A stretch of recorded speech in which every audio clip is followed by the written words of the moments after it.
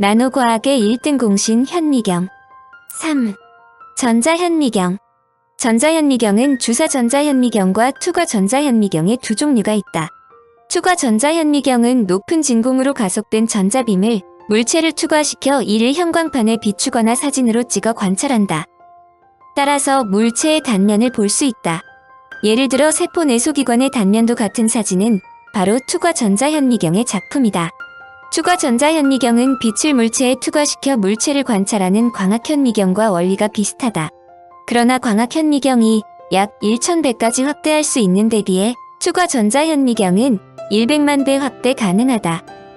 투과 전자현미경의 전자총에서 발사된 전자빔은 수백 kV의 전압으로 가속돼 에너지를 얻어 전자렌즈를 통과한다. 전자렌즈는 코일을 감은 자석이다. 코일에 전류를 흘려주면 자기장이 발생하고 이에 따라 전자빔의 방향이 정리돼 평행하게 물체를 투과한다. 전류를 바꾸면 자기장이 변함으로 초점거리나 배율을 조절할 수 있다. 전자현미경의 특징은 가속시킨 전자빔의 에너지가 높을수록 초점을 작게 만들 수 있어 해상도가 높아진다는 점이다. 가속전압이 200kV 정도인 일반 투과 전자현미경은 0.2나노미터 크기까지 구별할 수 있는 분해능을 가진다. 한국의 기초과학지원연구원에 설치된 초고전압 투과 전자현미경은 전자를 1000kV 이상의 초고전압으로 가속시켜 0.12나노미터 크기도 구별할 수 있다. 원자 간 간격이 보통 0.1에서 0.2나노미터이므로 초고전압 투과 전자현미경을 이용하면 원자 하나하나까지도 알아볼 수 있다. 그러나 투과 전자현미경은 빛이 아닌 전자의 흐름을 유리렌즈가 아닌 전자장으로 굴절시킨다는 점이 다를 뿐 광학현미경과 기본적인 원리는 같다. 반면에 주사 전자현미경은 전자선이 시료면 위를 주사할 때 시료에서 발생되는 여러 가지 신호 중 그 발생 확률이 가장 많은 2차전자 또는 반사전자를 검출하는 것으로 대상 시료를 관찰하는 것이다. 특히 초점이 잘 맞춰진 전자빔을 물체의 표면에 주사하기 때문에 물체의 겉모양을 입체적으로 관찰할 수 있다. 주사 전자현미경에서는 주로 시료 표면의 정보를 얻을 수 있고 시료의 두께의 크기 및 준비에 크게 제한을 받지 않는다.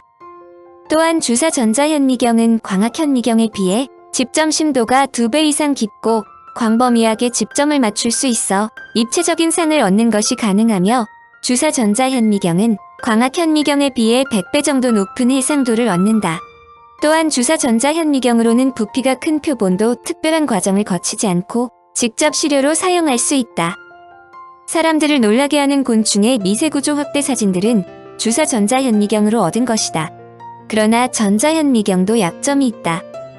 전자현미경의 경우 1나노미터 크기 이하의 분해능을 제공하여 원자 하나하나를 볼 수 있을 정도로 분해능은 좋지만 전자의 투과도가 낮고 원소별 구별성이 미약해 세포를 보기 위해서는 세포의 인위적인 조작을 많이 해야 했다. 예를 들면 전자의 투과도가 낮아 세포를 100나노미터 두께로 잘라야 하는데 이때 제대로 자르기 위해 세포를 말리고 얼려야 한다. 또한 전자는 세포를 구성하는 주원소인 탄소, 질소 등을 잘 구별하지 못하므로 보고자 하는 부분을 미리 특별 처리해야 한다. 즉 화학적 고정, 염색, 보는 건조 등의 처리를 해야 한다. 이러한 과정을 거치는 동안 세포는 결국 죽음으로 원래 원하는 살아있는 세포를 관찰할 수 없게 된다. 설사 이때까지 세포가 살아있더라도 전자를 사용하기 위해서 추가로 고진공 환경이 필요하므로 세포는 결국 죽게 마련이다. 죽은 세포의 구조를 관측하다 보니 구조 변화와 관련된 세포기관의 기능에 대한 연구는 불가능해지며 설사 이루어진다 하더라도 매우 제한적일 수밖에 없다. 이런 문제점을 해결하기 위해 도출된 것이 가시광광학현미경과 전자현미경의 단점을 보완하는 것이다. X선은 전자보다 해상도는 떨어지지만 가시광선보다 10분의 1배 정도로 짧으므로 수십 나노미터 급의 공간 분해능을 원리적으로 제공할 수 있다. 더구나 X선은 전자에 비해 투과도가 좋아 10마이크로미터 두께를 투과할 수 있다. 따라서 세포를 얼려 엷은 막으로 자를 필요가 없다. 환경 주사 전자현미경도 있다. 이 현미경은 전자가 발생해 가속되어 집속 편향되는 구간과 시료가 있는 구간에서 생기는 압력차를 1억 배나 유지할 수 있도록 정교하게 만든 것이다. 전자가 시료에 도달하기 위해서는 배율이 높은 만큼 아주 작은 구멍만 있으면 된다.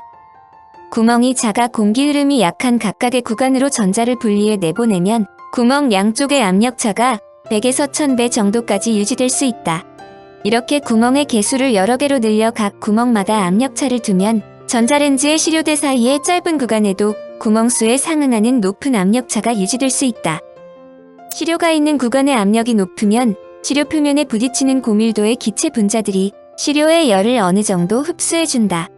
그리고 전자와 충돌해 양이온으로 변한 기체 분자들은 시료에 끌려와 시료의 음전하를 중화시키는 역할을 한다. 그러므로 부도체 시료를 건조시키거나 금을 입히는 등의 특별한 조작을 하지 않아도 된다.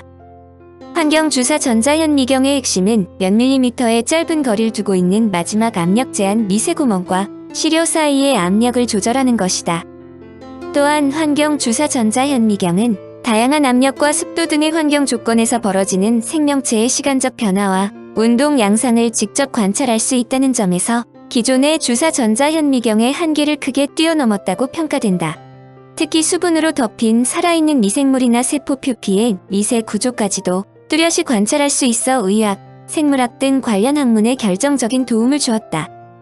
전자현미경의 단점인 세포에 대한 인위적 조작을 줄이는 문제는 자연적으로 존재하는 세포의 구성 원소들의 원소별 흡수 차이를 이용하여도 상당히 줄일 수 있다. 소위 물의 창이라고 하는 파장 영역의 연 X선이 세포 촬영에 필요한 특성을 갖고 있는 것을 이용하는 것이다. 물의 창 영역이라 함은 2.3에서 4.4나노미터 파장대의 X선을 말한다. 이런 용도로 개발된 것이 결상2과 X선 현미경으로 이를 이용하여 생체 시료를 자연 그대로인 수용액 상태에서 관찰할 수 있다. 그런데 현미경을 다루려면 1953년 노벨상위원회가 노벨 물리학상 수상자로 선정한 프리츠 제르니케를 반드시 설명할 필요가 있다. 그는 위상 차이를 이용해 광학 현미경을 개량한 공로를 인정받아 노벨 물리학상 수상의 영광을 안았고 현재도 금속공학 분야에서는 그의 현미경을 쓰고 있다. 그런데 그의 수상은 노벨 물리학상 이래 가장 업적이 뚜렷하지 않은 물리학상 수상자 순위에서 세 번째로 선정되었다.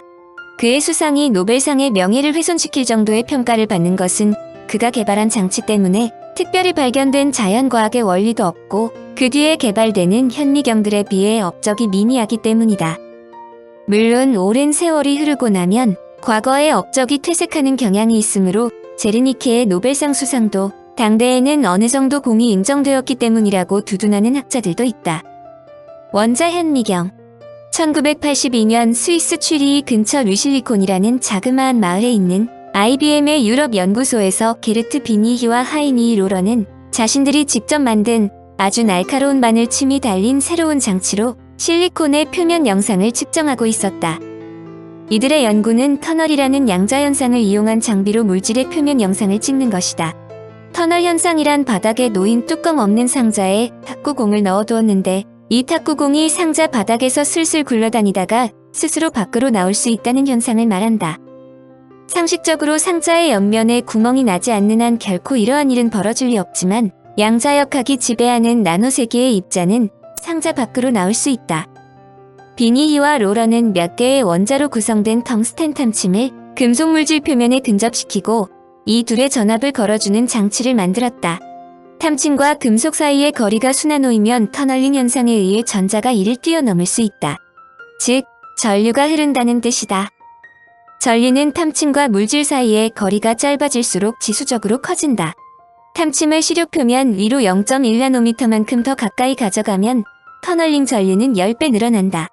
만약 터널링 전류를 일정한 값으로 유지시킨다면 탐침과 물질 사이의 거리는 일정하게 된다. 이런 상태에서 탐침을 표면 위에서 움직이면 탐침은 표면의 미세한 윤곽에 따라 위아래로 움직이게 된다. 원자의 위치에 따라 전류의 세기가 달라진다는 것은 바꾸어 말해 전류의 변화를 측정하면 원자의 위치를 알 수 있다는 의미다. 바로 이 탐침의 오르내림을 컴퓨터로 분석해 시료의 등고선 지도를 그릴 수 있는데 등고선의 간격이 원자 크기만큼 좁기 때문에 물질 표면을 구성하는 개개의 원자를 상세히 알 수 있다. 즉, 이 탐침의 미세한 움직임을 측정하면 원자 수준으로 물질의 정체가 드러나는 것이다. 이것이 바로 나노과학을 연 제3세대 현미경 중 하나인 초저온에서 고진공 주사 터널링 현미경이라고 부르며 개개의 원자를 볼 수 있으므로 원자 현미경이라고도 부른다. STM의 해상도는 0.001나노미터이다. 과거의 전자현미경으로는 희미했던 원자 하나하나를 선명하게 볼 수 있는 정도였다. 많은 과학자들은 진정한 의미에서 나노과학이 본격적으로 시작된 계기를 STM의 발명으로 생각한다. 미국 IBM 연구소에 있는 아이글러 박사는 STM을 이용해 단결정 구리 표면 위에서 철 원자를 하나씩 조작해 원하는 곳에 재배열해 양자 울타리라고 불리는 IBM이란 새로운 나노 구조를 만들어냈다. 한국의 김필립 박사도 하버드 대학교에서 STM 탐침에 순간적으로 큰 전압을 걸어 발생한 강력한 전기장을 이용 층층이 쌓여있는 단결정 표면의 원자들을 한 번에 움직여 원래 물질과 다른 구조를 가진 단지 한 장의 원자 평면을 만드는 데 성공했다. 나노 물질을 제조하는 방법은 이미 존재하는 큰 물질을 작은 크기로 만드는 톱다운 방식과 원자나 분자를 벽돌 쌓듯이 조합해서 완전히 새로운 물질을 제조하는 방식이 있다. 톱다운 방식이 물리적이라면 보텀업 방식은 화학적인 방법이라고 할 수 있다.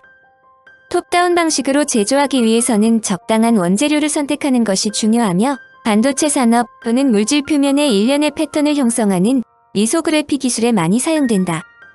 그러나 톱다운 방식은 50나노미터보다 작게 만들기 어렵다는 단점이 있다.